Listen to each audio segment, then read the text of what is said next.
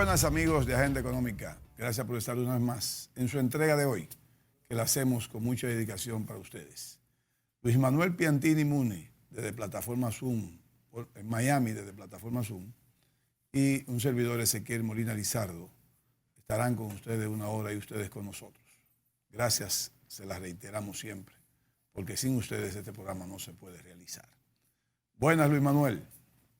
Bueno, buenos días allá, mi pueblo dominicano. Que Dios me lo bendiga en este bello domingo.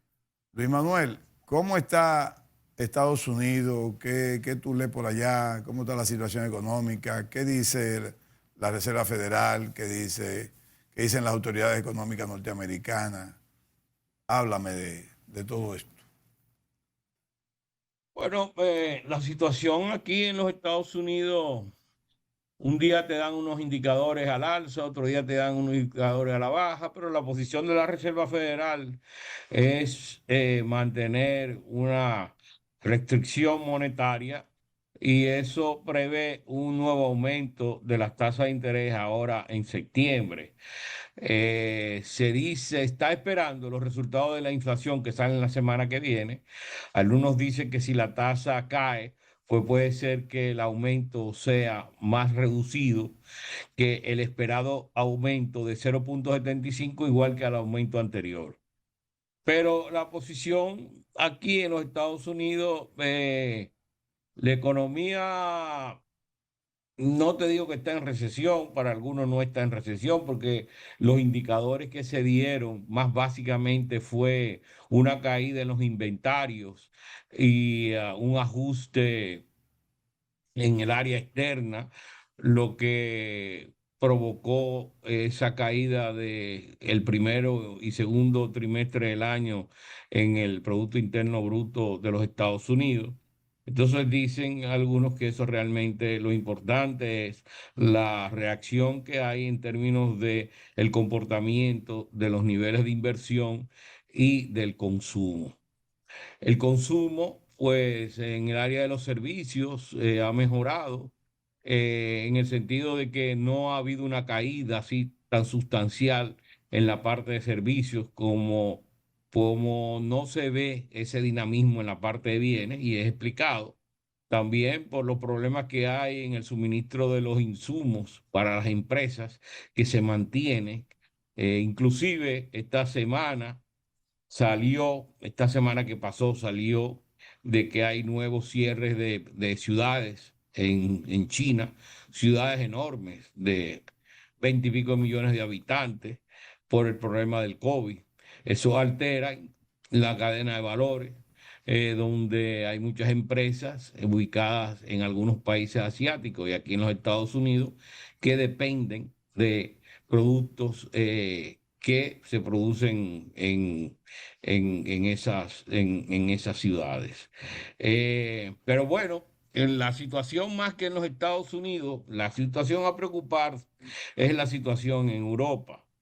Precisamente salieron unas informaciones ahora de que en Europa la economía de Alemania, las proyecciones para este año que iban a hacer unas proyecciones que le habían dado una proyección del,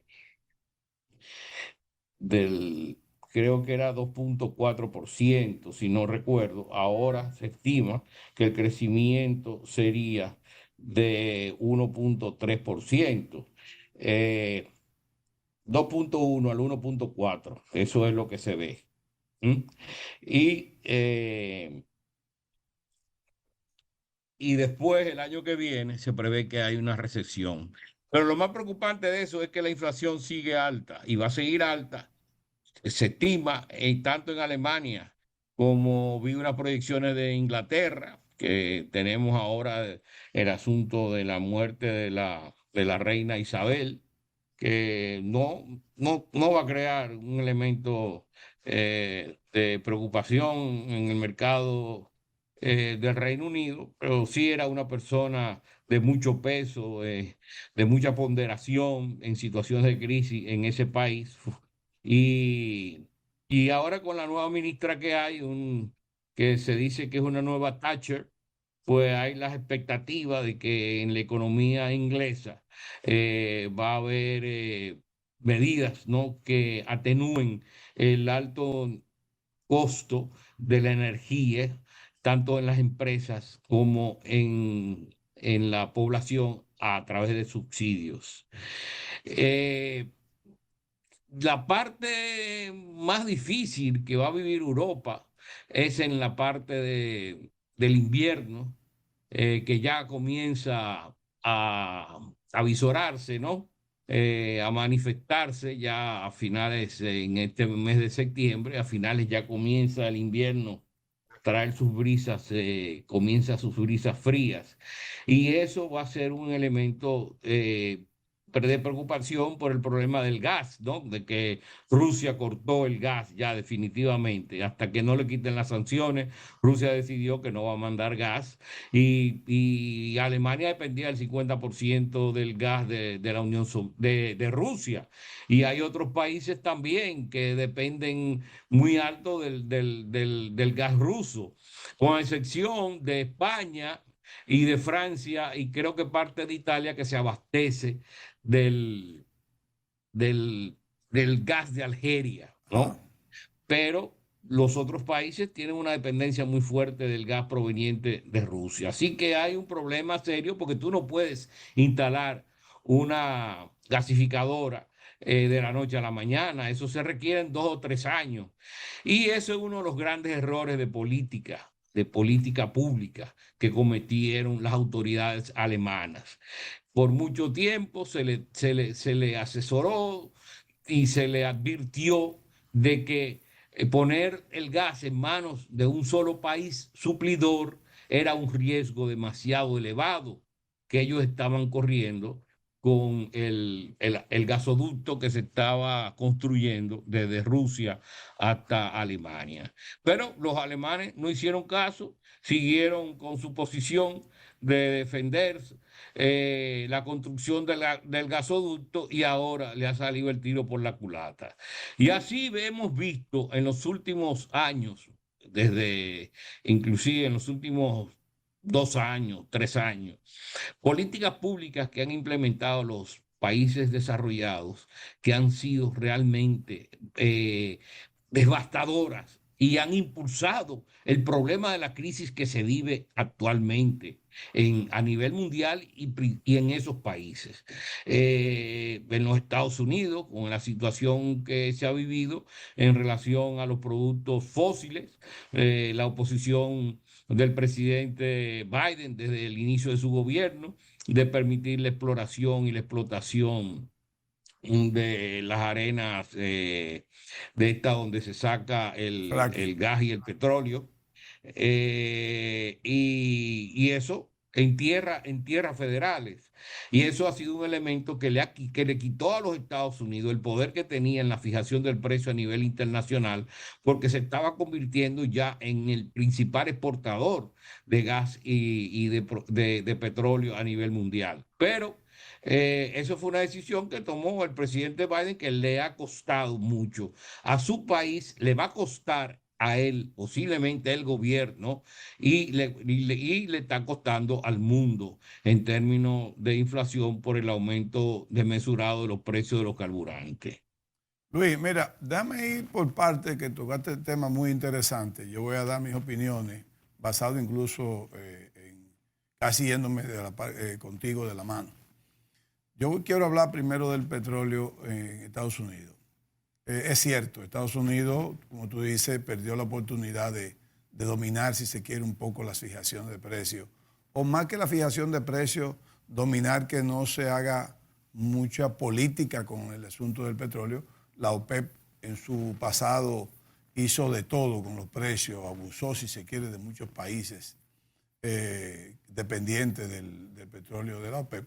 Ya eso fue cambiando un poco a poco, pero como tú dices ahora, Estados Unidos con esta política o esta decisión de no permitir la exploración o explotación de esa parte de su riqueza, pues ha perdido el derecho. Ahora bien, si Estados Unidos quisiera, Luis, como política federal, bajar el petróleo a 60, lo hiciera con su gran riqueza de petróleo que tiene. Estados Unidos es un país que tiene inmensa riqueza petrolera.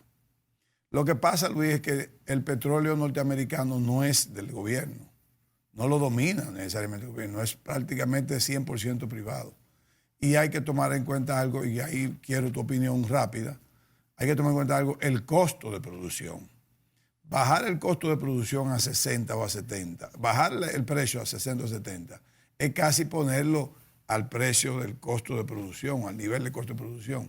Y eso la parte privada no lo va a permitir o no estaría de acuerdo. No sé si tú ahí tienes alguna opinión para yo seguir después con mi análisis. Bueno, recuérdate que la reacción del sector privado fue reducir la producción. Por eso perdieron el poder no de manejar el mercado, sino de influir en la Correcto. posición Sí. de la De ser un de la equilibrio. estabilidad de los precios a nivel De internacional ser un del equilibrio. petróleo. Y lo que sucedió es que cuando los petroleros americanos vieron que el petróleo comenzaba a subir, y que esa subida le daba a ellos una mayor rentabilidad, aun cuando tuviera una producción menor, pues no se estimularon a aumentar la producción, porque aumentar la producción era invertir y era un riesgo porque el gobierno tenía una decisión indecisa. Cuando el presidente Biden solicitó a los petroleros americanos que impulsaran el aumento de la producción, esta gente se quedaron impávidos y lo que él hizo fue recurrir al reino de Arabia Saudita, que inclusive hasta una visita hizo para persuadirlo a ellos a que aumentaran la producción del petróleo en los mercados internacionales. Y esto lo hicieron tímidamente. Con 100.000 barriles de petróleo Exacto. diarios, Exacto. pero ahora a raíz de que ha habido una caída en la demanda mundial por la caída en la economía, ellos han reducido de nuevo la Exacto. oferta del petróleo Exacto. a nivel mundial. Sin embargo, el petróleo se ha desplomado los precios, que estuvieron fluctuando por varios meses por encima, inclusive el año pasado. Tuvieron varios meses, largos meses por encima de $100 el barril, después bajaba a 90 y después subía a 100 y volvía otra vez y subía sobre 100, pero ahora se ha desplomado por debajo de 90. Que Y no tú, importa que los petroleros de Arabia Saudita y de OPEP y Rusia hayan recortado en la producción, los precios inclusive se mantienen ahora por debajo del precio tope como mínimo que se fijó el gobierno del presidente Luis Abinader de $85 el barril.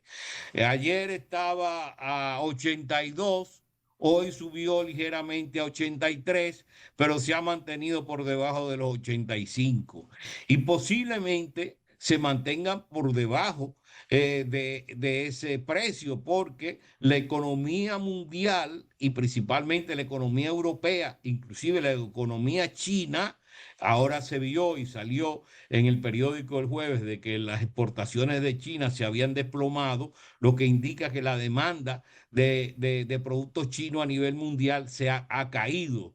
Entonces, eso también indica el fortalecimiento de las políticas monetarias a nivel de los países industrializados y de muchos de los países del tercer mundo, de los países emergentes, lo que ha reducido la demanda, ha contraído la demanda de bienes y servicios de la población a nivel mundial y eso hace caer la demanda, por lo tanto la oferta y por lo tanto los precios quieren buscar un nivel, pero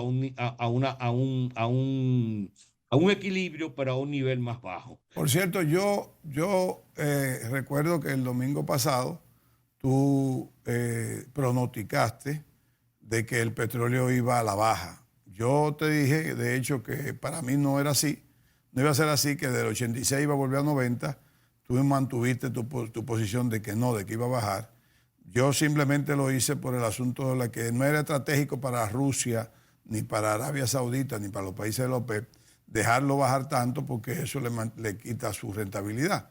Pero definitivamente que la oferta y la demanda pueden más que a veces el deseo de los productores de mantener un precio alto. Ahora bien, la otra parte que de hecho la mencionaste ahora en este último comentario, es que No, pero es verdad, Ezequiel, o sea, es sí, verdad, o sea, los precios del petróleo son muy volátiles a nivel internacional y cualquier movimiento que aparezca por cualquier cosa puede crear son sensibles, son sensibles. un rompimiento del equilibrio en ese Sí, momento y subir o bajar sí. de una forma drástica. Mira lo que ha pasado en Europa, el gas ha subido 30 veces su precio en un año.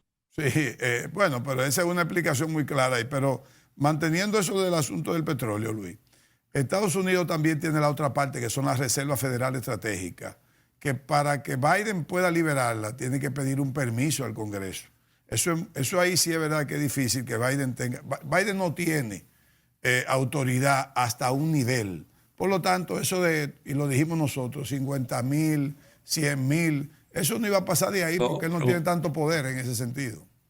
No, pero Ezequiel, no. Yo creo que es una medida administrativa. Inclusive cuando él la tomó hace unos meses, fue una medida Tiene un administrativa. El tope. Congreso no tuvo que ver con No, él eso. tiene un Y tope. ahora se está pensando que en diciembre, lo leí en uno de los diarios, en el Wall Street Journal, en esta semana que pasó, en diciembre se piensa liberar también, o antes, por el asunto de las elecciones que hay en noviembre, ¿no, verdad? Sí, Para que no haya una presión sobre el precio del petróleo en medio de un proceso sí, electoral donde sí. los demócratas piensan, ¿no? Que van a mantener la mayoría No, no. con los votos de la vicepresidenta en el Senado No, él tiene decisión y en la administrativa hasta Cámara de un tope. Diputados. Oíste, Luis, él tiene decisión administrativa hasta un tope, hasta un tope. Pero déjame terminar también, de acuerdo a tu comentario con el asunto de los Estados Unidos, cuando hablaste de recesión. Una de las cosas que tal vez no queramos nosotros, los economistas, hablar de recesión norteamericana, porque el empleo es básico para tú valorar un poco si hay o no hay recesión. Y en Estados Unidos, al contrario, hay muchos puestos de trabajo disponibles, miles de puestos de trabajo disponibles, que no han sido demandados por nadie. O sea, están vacantes y no es vacante porque las empresas no lo ofrecen, al contrario, se está buscando empleados. Pero los empleos están ahí disponibles y el norteamericano todavía no lo quiere ocupar. Hay muchos norteamericanos que todavía se creen que el gobierno va a seguir dando apoyo sin trabajar. Y eso van a ir eliminándolo poco a poco, pero todavía hay miles de puestos de trabajo no ocupados en los Estados Unidos. Yo creo que tú desde allá puedes confirmarlo. Sí, es verdad, o sea, hay mucha vacante de Muchísima. trabajo en muchas empresas. Hay americanos que no la están ocupando, por eso los sueldos se han mantenido con presión al alza Sí. y los salarios, pero también ha habido recortes importantes en algunas empresas. Y esta vacante muchas veces también se debe a que no hay una calificación del personal en el mercado para llenarlo. O sea que es el problema de los cambios tecnológicos que se están dando en el mercado, que muchas veces no hay empleo suficiente. Es lo que pasa con la zona franca allá. Nosotros realmente, si hubiera habido una población con un nivel técnico como el costarricense, que han logrado atraer hacia su zona franca empresas de alto nivel tecnológico por la alta calidad de su educación, República Dominicana hubiera tenido ahora empleos de calidad mucho más elevados en la zona franca, atrayendo empresas de mucho peso y que pudieran, ¿no?, transferir tecnología importante al país, innovaciones. Y es lo que está pasando también en el mercado americano, que parece que las autoridades, pues, no se orientaron bien en las décadas pasadas para ir manejando el asunto de tecnificar aquellas áreas en la educación que necesitaban atraer mayor cantidad de personas para llenar las empresas que estaban surgiendo como consecuencia de la revolución tecnológica que se viene manifestando en el comportamiento industrial desde finales del siglo pasado. Bueno, vamos a la pausa.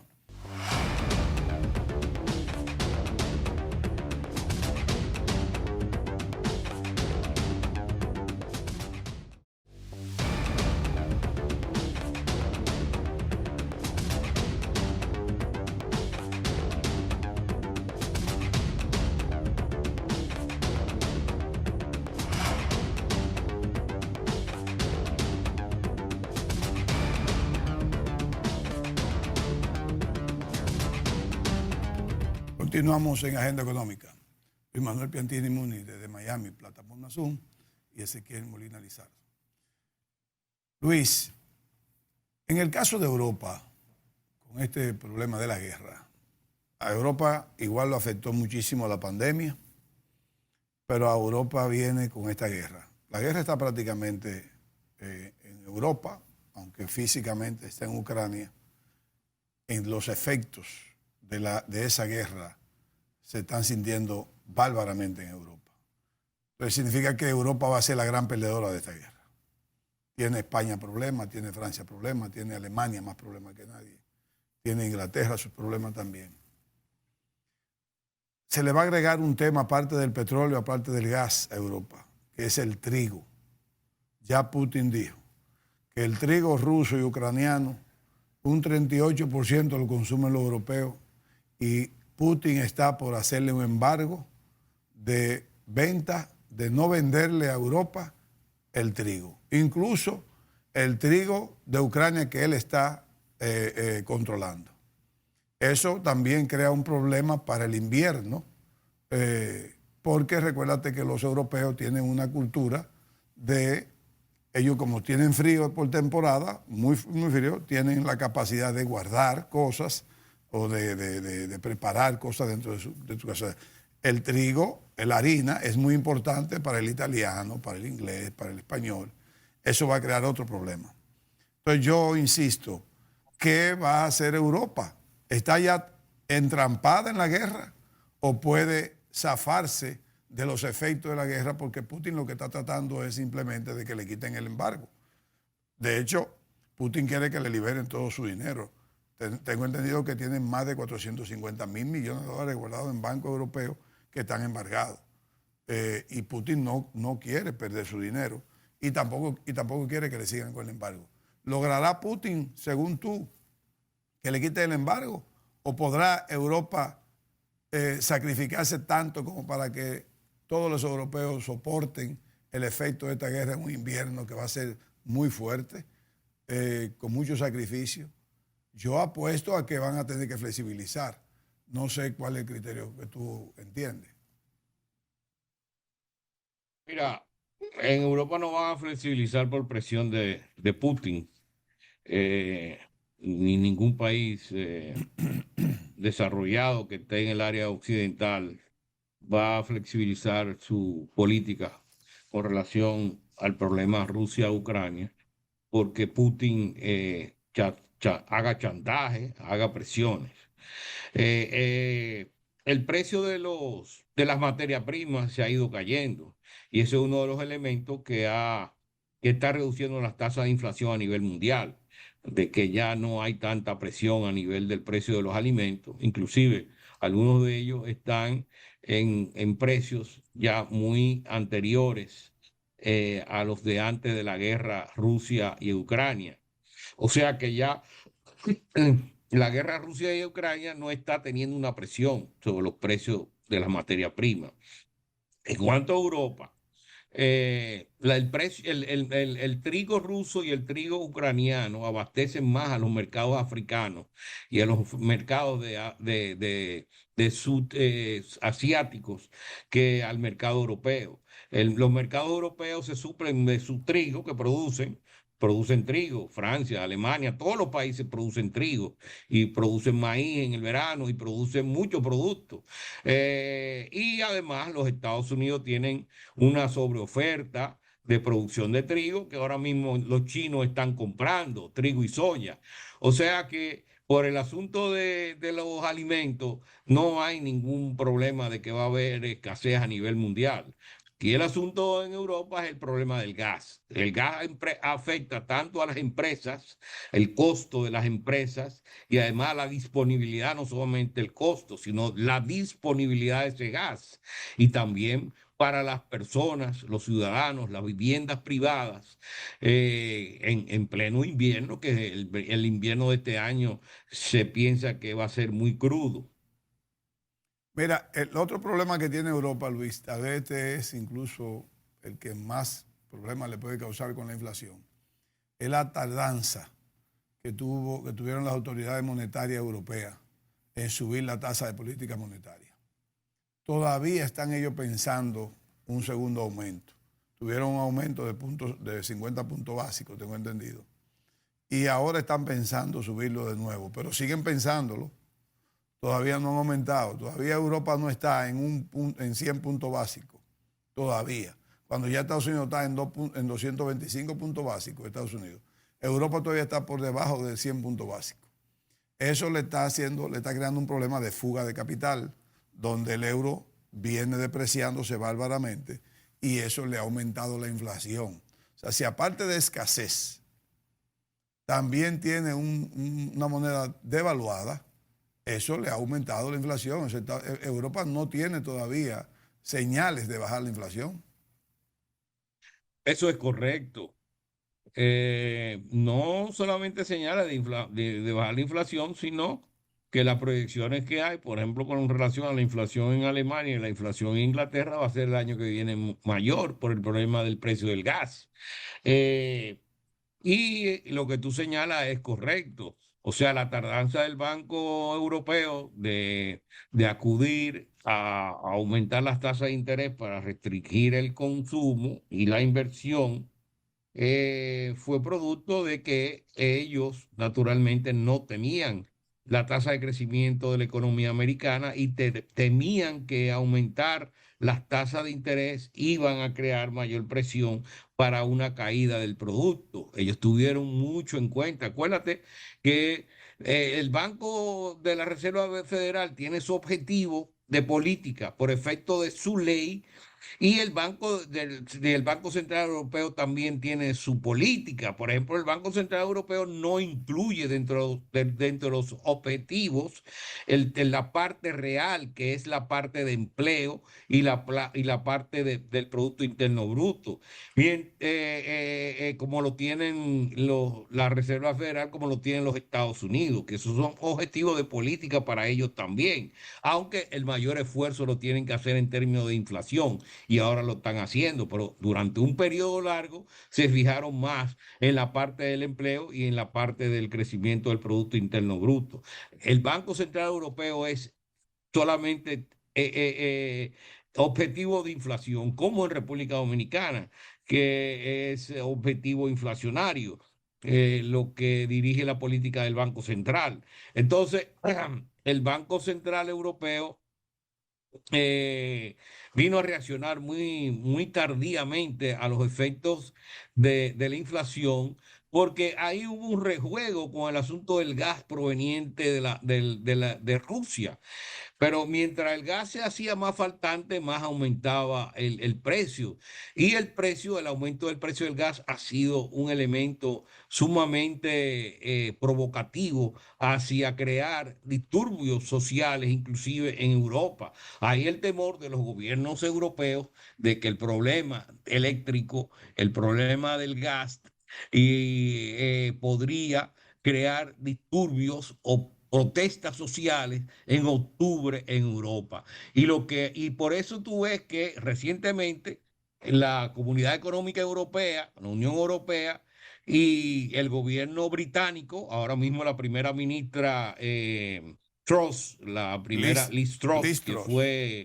que fue electa recientemente ahora, la semana pasada, anunció que iba a haber un subsidio extraordinario para el asunto del gas y de la electricidad, para evitar que las empresas eh, tuvieran bancarrota, se vinieran en bancarrota y que las viviendas no pudieran pagar la factura. Alemania también Entonces, anunció ahora eso. en Europa hay una posición de aumentar los subsidios enormemente al sector de energía para evitar problemas sociales.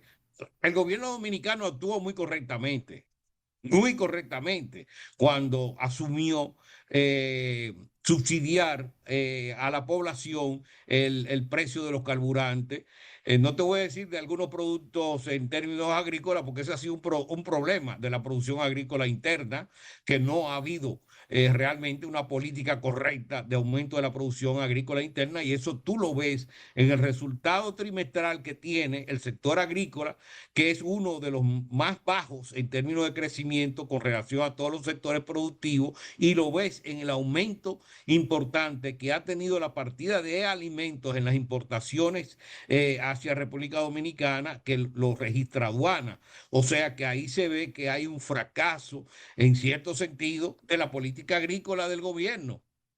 Sí. Inclusive el arroz se está importando. En, Por en lo Al- menos aduana, eso es lo que señala. en Alemania, en Alemania también anunciaron un subsidio bárbaro que va a abarcar a la población y a las empresas.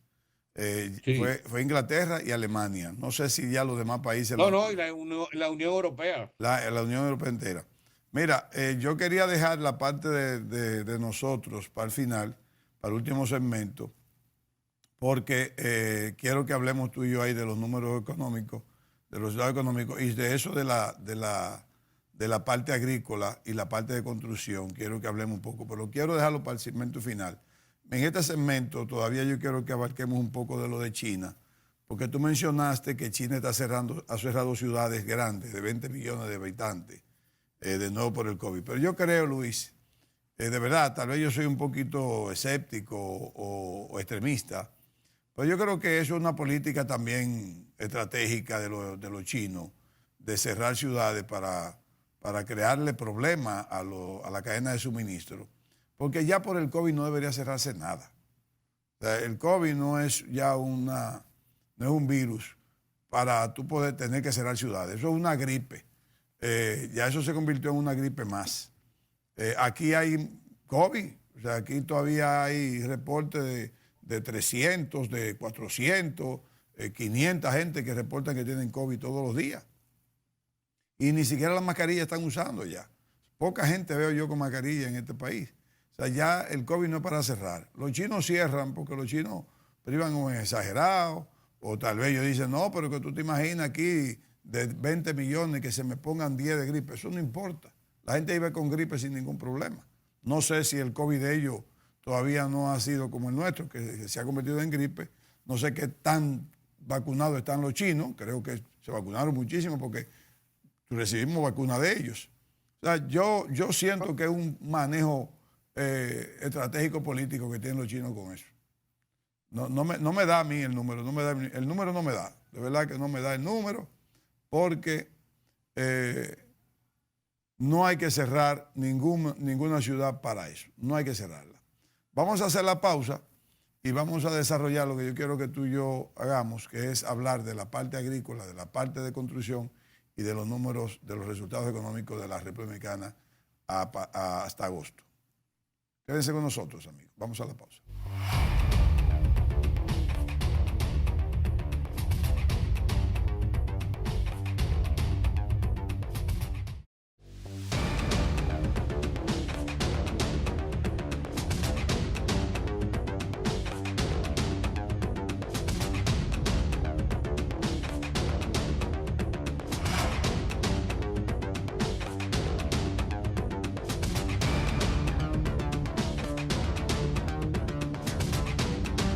Continuamos en Agenda Económica. Luis, permíteme hacer un pequeño comentario antes de los temas que dije en el segmento anterior que íbamos a tratar en este, que es hablar de la ARS y de las AFP. Recientemente, los médicos y una gran parte de la sociedad, algunos políticos, algunos congresistas, dirigidos por el congresista que más ha estado detrás del asunto este de las AFP, que es Botello, marcharon para que se elimine, ya su demanda es que eliminen las AFP y que se eliminen las ARS. Pero yo no escuché en esa demanda el planteamiento de qué vamos a hacer entonces. Ok, eliminamos las ARS y eliminamos las AFP. ¿Cuál es la propuesta? ¿Quién va a manejar los fondos de pensiones? ¿Quién va a manejar las administraciones de salud? ¿Quién la va a manejar? El Estado. Porque si es el Estado que la va a manejar, pues miren, olvídense de eso. porque ya eso es un modelo fracasado en República Dominicana. El Estado tiene que dirigir, tiene que, si se quiere, supervisar, controlar las dos cosas, la AFP y la ARS. El Estado tiene que tener un papel primordial en el asunto de salud y de pensión. Pero una cosa es esa y otra cosa es que queramos eliminarla para que sea el Estado que lo haga todo. El Estado tiene que tener una política de salud que incluya las ARS, que incluya también, en el caso de la parte laboral, las AFP. Tiene que tener mejor inversión en salud, tiene que tener mejores hospitales que puedan darle un servicio completo a la demanda del ciudadano de a pie, del ciudadano carenciado. Pero no me digan a mí que las ARS hay que eliminarlas porque que se están ganando mucho dinero, que son unos ladrones, etcétera, etcétera. Es cierto que el sistema de salud privado aquí es un poco caro, pero está ahí, está. Ahora, usted no quiere meterse en una ARS porque a usted no lo obligan a estar en una ARS, no lo obligan. Es voluntario que usted quiere estar en una ARS privada.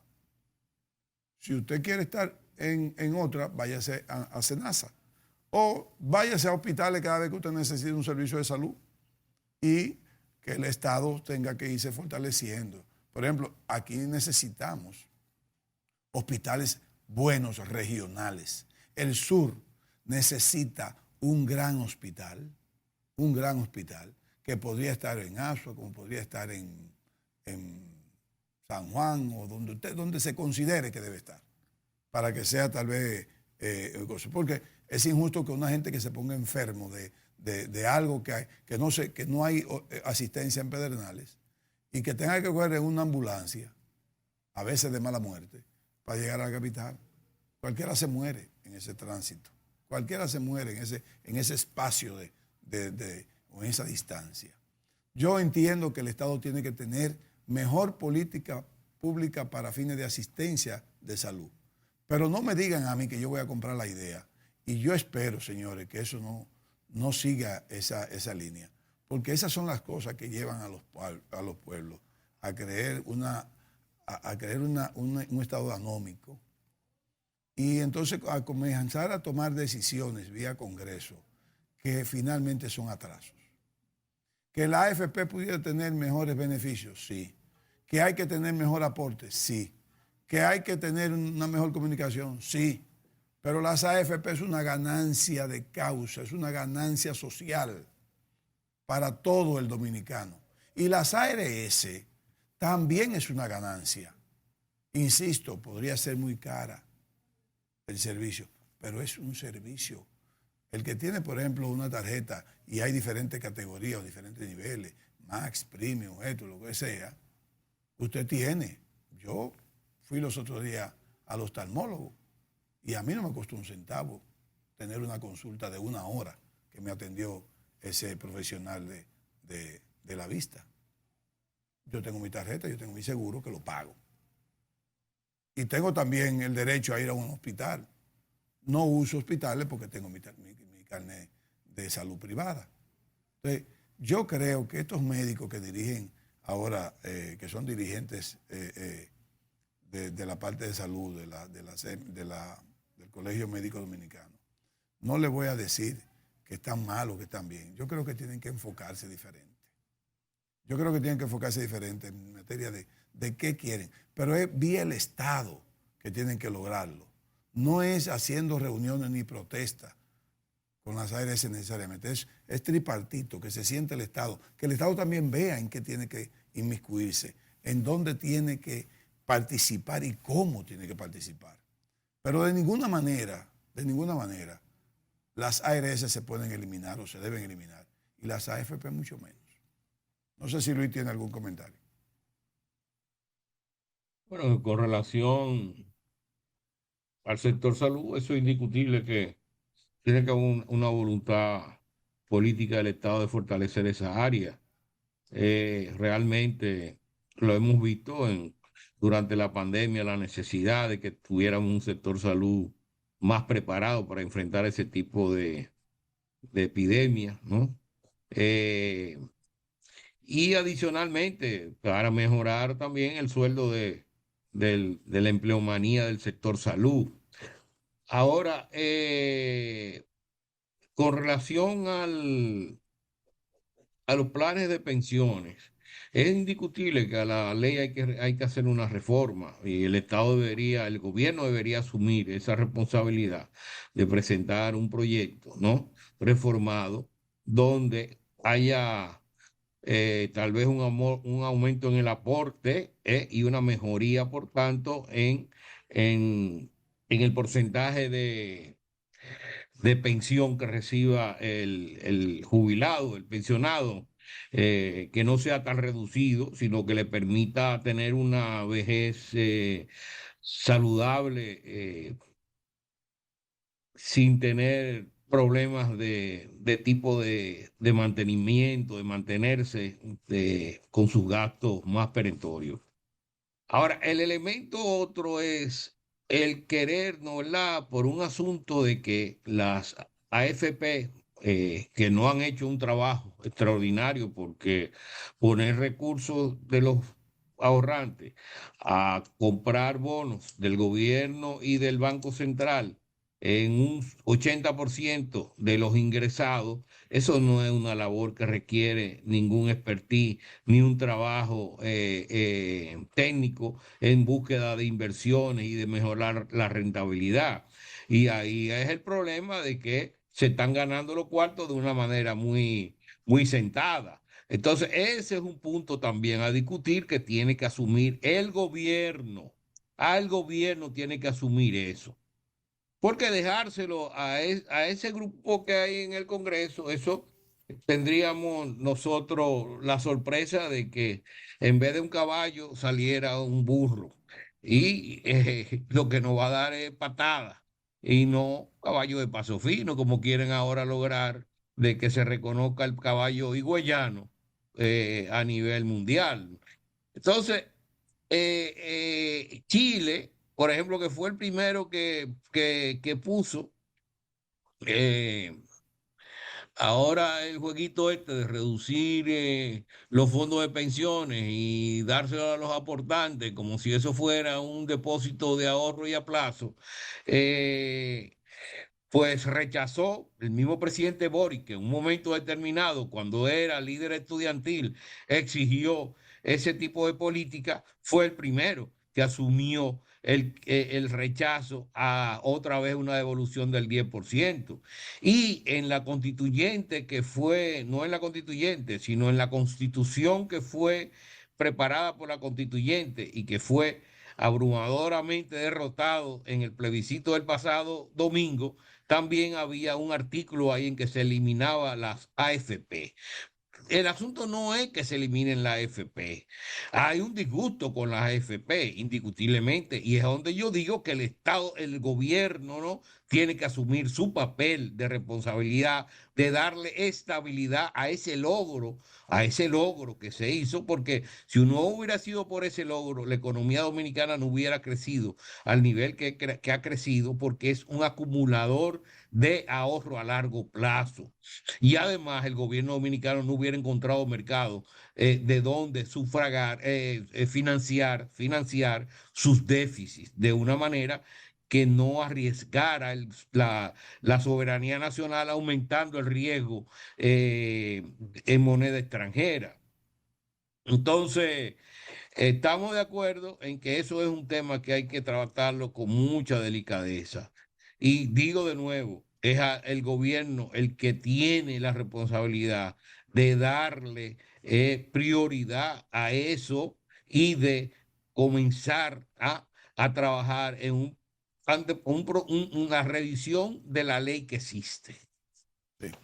Estoy de acuerdo. O sea, lo que pasa también, Luis, que en el caso de la AFP, para hacer una modificación donde prevea, por ejemplo, un mayor aporte de parte del empresariado y tal vez un poquitico más de parte del empleado o del aportante o del pensionado, como lo quieramos llamar, tendríamos que ver también cómo revisamos el código laboral.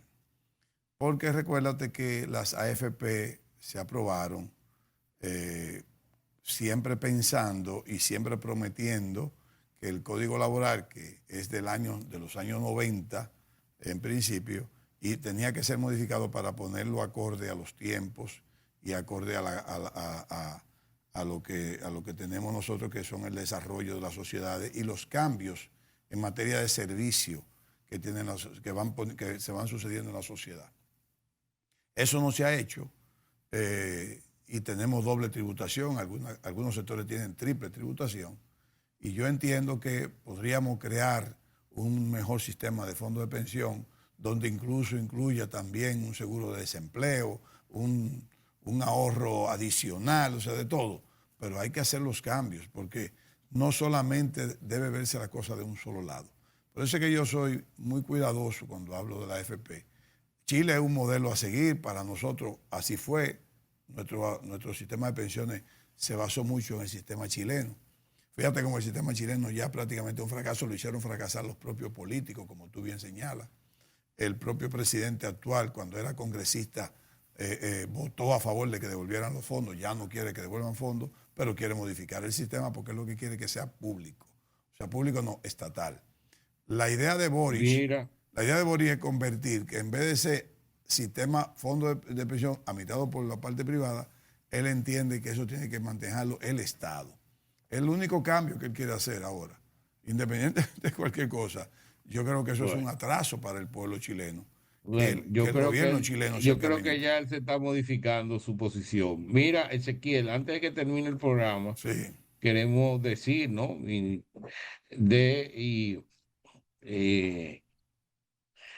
No decir, porque ya porque eso es un elemento ya que se maneja públicamente y en la semana pasada, pues con la caída del precio del petróleo, del West Indian, a nivel por debajo de los $85, eso naturalmente le produce un alivio al presupuesto del gobierno porque ya claro. no tiene que aportar para subsidiar los precios. Y posiblemente en las revisiones de las próximas semanas, si se mantiene ese precio, ya los consumidores vean que puede haber una caída en el precio de venta de los carburantes. O sea que no solamente va a ser un alivio para el gobierno, sino también va a ser un alivio para los consumidores. Y también... ¿Tú apuestas que el gobierno va a bajar los combustibles si se mantiene, yo creo que si el sí. petróleo se mantiene en 80? Yo creo que sí. Pero yo creo que sí también, pero si se mantiene por 2 meses, porque el gobierno tiene que empatar ahora. Bueno, pero empatar quiere decir que el recuperar efecto desinflacionario de la caída de los precios, claro, el pueblo no lo va a sentir. Bueno, sí, exactamente. ¿Te recuerdas que en un programa yo te había dicho, yo entiendo que si el petróleo baja, el dominicano tiene que entender que cuando baje de 85, por un tiempo no le van a bajar los combustibles porque el gobierno duró mucho subsidiando y es muy alto el subsidio. Estamos hablando, Luis, que se gastaron sobre 25 mil millones de pesos en subsidio del combustible. Sí, tal vez más. Y tal vez más. Yo creo que llegó a 30 ya porque se mantuvo por más tiempo. Entonces, yo creo que el gobierno va a querer recuperar dejando los precios actuales por un mayor tiempo, por un tiempo mayor. Pero también eso ayuda, más que bajar los precios, también le quita también adicionalmente presión a la tasa de cambio. Le quita presión porque ya la factura es más pequeña y la demanda de dólares es menor también. Eso pudiese crear un asunto de tardanza en que el dólar suba, que entendemos que sube en septiembre y octubre por el pago de facturas comerciales del sector privado. Si es así, el gobierno necesita menos dólares, le mete menos presión a la tasa, eso significa que entonces el dólar puede ser que se mantenga entre 53 a 53.50. Por cierto, Ezequiel, que hay informaciones de empresas que ya están teniendo problemas para colocar sus productos en el exterior. Por el asunto de los precios, por la apreciación del peso, por la apreciación del peso. De la tasa de cambio. Claro, porque la apreciación del peso o la devaluación del dólar, para llevarlo mejor, afecta las remesas, porque el dominicano que manda los dólares desde Estados Unidos y de cualquier país, cuando llega aquí a mano del beneficiario o del familiar, con esos dólares él obtiene menos pesos. Entonces, con una inflación que ahora mismo está ubicada en 8.8, él con menos peso, adicionalmente puede comprar todavía mucho menos cosas. Él puede cubrir menos sus gastos todavía o su presupuesto. Y también afecta el turismo, porque el turista cuando viene a gastar ya tiene que buscar más dólares para consumir lo que tal vez acostumbra o lo que tal vez tiene en su mente consumir, y las habitaciones le salen más caras en dólares. Pero también afecta a las inversiones. El inversionista tiene que buscar más dólares para conseguir más pesos para la inversión. Y también afecta a las exportaciones, que es lo que acaba de decir Luis. Las exportaciones se pueden convertir en no competitivas. Que a mí me preocupa, Luis, cuando salen informaciones en los medios diciendo, aún con la apreciación del peso o la depreciación del dólar, las exportaciones siguen subiendo. Eso no es bueno decirlo porque es una comparación de las exportaciones del año pasado con las de este año, donde los precios estaban más bajitos. O sea, es un asunto por la inflación que tiene el aumento. Entonces yo creo que a veces hay que hacer análisis que le digan más a la gente de lo que quisiéramos que le dijera.